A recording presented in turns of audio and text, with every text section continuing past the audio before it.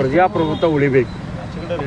ಪ್ರಜಾಪ್ರಭುತ್ವ ಉಳಿಲಿಕ್ಕೆ ಇವತ್ತು ಮಾನ್ಯ ಮುಖ್ಯಮಂತ್ರಿಗಳ ವಿರುದ್ಧ ರಾಜ್ಯಪಾಲರು ಏನು ಕೊಟ್ಟಿದ್ದರು ಅದನ್ನು ಗೌರವಾನ್ವಿತ ನ್ಯಾಯಾಲಯ ಇವತ್ತೇನು ಎತ್ತಿ ಹಿಡಿದಿದೆ. ನಮಗೆ ನ್ಯಾಯಾಲಯದಲ್ಲಿ ಹೋರಾಟ ಮಾಡಲಿಕ್ಕೆ ಅವಕಾಶ ಇದೆ. ಒಂದು ನ್ಯಾಯಾಲಯದಲ್ಲಿ ಒಂದು ಆದೇಶ ಬಂದಾಗ ಮತ್ತೊಂದು ನ್ಯಾಯಾಲಯದಲ್ಲಿ ಪ್ರಶ್ನೆ ಮಾಡ್ತಕ್ಕಂಥ ಹಕ್ಕು ನಮಗಿದೆ. ಇವತ್ತು ವಿಚಾರಣೆಗೆ ಎನ್ಕ್ವೈರಿ ಕೊಟ್ಟಿರ್ಬೋದು. ನಮ್ಮ ನ್ಯಾಯಾಲಯದ ಹೋರಾಟ ಮಾಡಬೇಕು, ಹೋರಾಟ ಮಾಡ್ತೀವಿ. ಮುಖ್ಯಮಂತ್ರಿ ಸಿದ್ದರಾಮಯ್ಯ ಅವ್ರು ಮುಂದುವರಿತಾರೆ, ನ್ಯಾಯಾಲಯದಲ್ಲಿ ಯಶಸ್ಸು ಕಾಣ್ತೇವೆ. ಅದಕ್ಕೆ ಏನು ಅಪೀಲ್ ಮಾಡಬೇಕು, ಏನು ಮಾಡ್ಬೇಕು ಅದಕ್ಕೆ ಮುಖ್ಯಮಂತ್ರಿಗಳು ರಿಯಾಕ್ಟ್ ಮಾಡ್ತಾರೆ, ಪಾರ್ಟಿ ರಿಯಾಕ್ಟ್ ಮಾಡ್ತೈತೆ. ಇದಕ್ಕೆ ನಾವೇನು ಹೆದರಂಗಿಲ್ಲ, ಕಾನೂನು ಹೋರಾಟವನ್ನು ಮಾಡೇ ತೀರ್ತೀವಿ. ಎಲ್ಲೋ ಒಂದು ಕಡೆ ಹಿನ್ನಡೆ ಅಂತ ಆಗಲಿಲ್ಲ ಸರ್. ಈಗ ಅಲ್ರಿ ಓಡ್ಬೇಕಾದ್ರೆ ಬರೋದ ಮತ್ತು ಇಂಥವೆಲ್ಲ ಬರ್ತಾವೆ, ಅದನ್ನು ಫೇಸ್ ಮಾಡುವಂಥ ಶಕ್ತಿ ಸಿದ್ದರಾಮಯ್ಯವ್ರಿಗಿದೆ.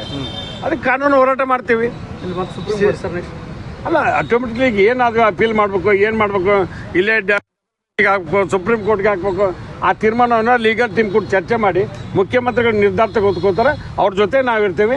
136 ಜನ ಮುಖ್ಯಮಂತ್ರಿ ಸಿದ್ದರಾಮಯ್ಯವ್ರ ಜೊತೆ ಇದೆ. ಪರ್ಟಿಕ್ಯುಲರ್ಲಿ ಸಿದ್ದರಾಮಯ್ಯವ್ರನ್ನ ಟಾರ್ಗೆಟ್ ಮಾಡಕತ್ತಾರ ಅನಿಸ್ತಿಲ್ಲ ರಾಜ್ಯಪಾಲರ ಮುಖಾಂತರ. ಈ ವಿಚಾರ ಎಂಟೈರ್ ಕೇಂದ್ರ ಸರ್ಕಾರನ ಎಂಟ್ರಿ ಆಗಿದೆ. ಸನ್ಮಾನ್ಯ ಮೋದಿ ಸಾಹೇಬ್ರಿಗೆ, ಸನ್ಮಾನ್ಯ ಅಮಿತ್ ಶಾ ಅವ್ರಿಗೆಲ್ಲರಿಗೂ ಬೇರೆ ರಾಜ್ಯಗಳಲ್ಲಿ ಬೇರೆ ಪಕ್ಷದ ಮುಖ್ಯಮಂತ್ರಿಗಳು ಇರಬಾರ್ದು ಅಂತ ಹೇಳಿ ಈ ರೀತಿ ಎಲ್ಲ ಷಡ್ಯಂತ್ರಗಳು ಮಾಡ್ತಾರೆ. ಇಂಥದ್ದು ಏನೂ ಎವಿಡೆನ್ಸ್ ಇಲ್ಲ.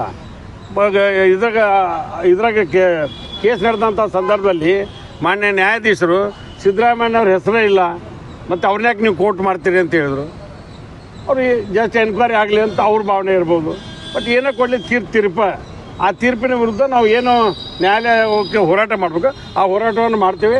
ಯಾವುದೇ ಕಾರಣಕ್ಕೂ ಸಿದ್ದರಾಮಯ್ಯವ್ರನ್ನ ಏನೂ ಮಾಡೋಕ್ಕಾಗೋದಲ್ಲ. ಅಂದರೆ ಬೇರೆ ರಾಜ್ಯದಲ್ಲಿ ಆದಂಥ ಪರಿಸ್ಥಿತಿ ಕರ್ನಾಟಕದಲ್ಲಿ ಆಗುತ್ತಾ? ಇಲ್ಲ, ನಡೀತಾ ಇದೆ. ಈಗ ಡೆಲ್ಲಿಗೊಳಗೆ ಆಗಲಿಲ್ವಾ? ಡೆಲ್ಲಿಯೊಳಗೆ ಆದದ್ದೇನು? ಮುಖ್ಯಮಂತ್ರಿಗಳನ್ನ ಕೆಲಸ ಮಾಡೋಕ್ಕೆ ಬಿಡಲಿಲ್ಲ. ಕೇಜ್ರಿವಾಲ್ ಸಾಹೇಬ್ರ ಹಣೆ ಬರ ಇಲ್ಲಿ ಬಂತು. ಅದಕ್ಕೆ ಅವ್ರಿಗೇನಾಗಿದೆ, ಯಾವ ರಾಜ್ಯದಾಗೂ ಒಬ್ಬ ಪವರ್ಫುಲ್ ಮುಖ್ಯಮಂತ್ರಿ ಇರಬಾರ್ದು. ಅದು ಮೋದಿ ಸಾಹೇಬ್ ವಿರುದ್ಧ ಮಾತಾಡ್ತಕ್ಕಂಥವ್ರು ಇರಬಾರ್ದು. ಅವ್ರದ್ದೊಂದು ಅಜೆಂಡಾ. ಅದಕ್ಕೆ ಈ ದೇಶ ಹೆಂಗೆ ಹೋಗ್ಬಿಡ್ತೀವಿ ಅಂದ್ರೆ ಬೇರೆ ಅರ್ಥಕ್ಕೆ ಹೋಗತಿ. ನ್ಯಾಯಾಲಯ ಹೋರಾಟವನ್ನು ಮಾಡ್ತೀವಿ, ಕಾನೂನು ಹೋರಾಟ ಮಾಡೋದು ನಮ್ಮ ಕರ್ತವ್ಯ. ಈಗ ಆ ತೀರ್ಪು ಬರೋದ್ರೊಳಗೆ ಈಗ ರಾಜ್ಯಪಾಲರದ್ದು ಇದೇನು ಆದೇಶ ಗೌರವಿಸ್ತೀವಿ? ಇದೇನು ಆಗಲ್ಲ, ಇದಕ್ಕೆ ಏನು ವಿಚಾರಣೆ ಏನೂ ಆಗೋದಿಲ್ಲ. ಎನ್ಕ್ವೈರಿ ನಡೀತಿದ್ದೆ, ನಾವು ಅದಕ್ಕೆ ಅಪೀಲ್ ಮಾಡೋಕೆ ಅವಕಾಶ. ರಾಜೀನಾಮೆ ಕೊಡಲ್ಲ, ರಾಜೀನಾಮೆ ಕೊಡಲ್ಲ. ತನಿಖೆ ಎದುರಿಸ್ತೀರಿ ಸರ್? 100% ಎನಿಸ್ತೀವಿ. ಮತ್ತು ಪ್ರಜಾಪ್ರಭುತ್ವ ಉಳಿಸ್ಬೇಕು ನಮ್ಮಂತ ಹೋರಾಟ ಮಾಡಿದಾಗ ಉಳಿದಲ್ಲ, ಆ ಹೋರಾಟ ಮಾಡ್ತೀವಿ.